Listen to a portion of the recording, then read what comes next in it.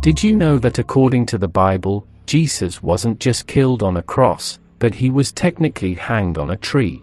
Wait a second, are you aware that Roman crucifixion at the time was sometimes performed on trees?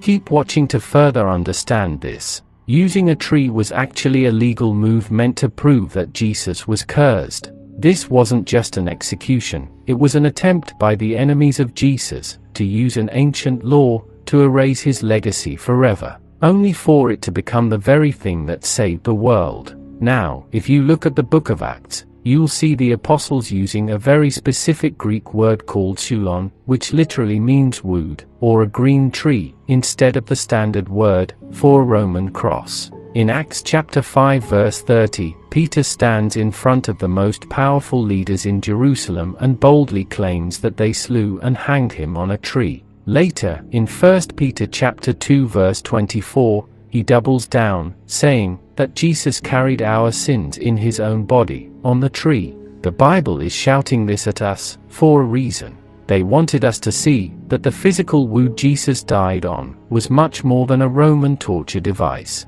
The question is, why were they so obsessed with the word tree? This is because of a terrifying law found in Deuteronomy chapter 21 verse 23, which states that anyone who is hung on a tree is under God's curse. By demanding that Jesus be hanged on a tree, his enemies weren't just trying to kill him, they were trying to prove to the world that he was rejected by God. They thought that if they could get him onto a tree, they could prove that he wasn't the Messiah, because, in their minds, God would never let his chosen one be cursed. But here is where the story gets incredible. What they meant for evil, God meant for good, making it the greatest sacrifice in history. The Apostle Paul explains in Galatians chapter 3 verse 13, Christ redeemed us from the curse of the law by becoming a curse for us, for it is written, "Cursed is everyone who is hung on a tree." Jesus didn't end up on that tree because he was a criminal. He stepped onto that tree because we were under a curse, and he chose to take the tree of shame to give us the tree of life.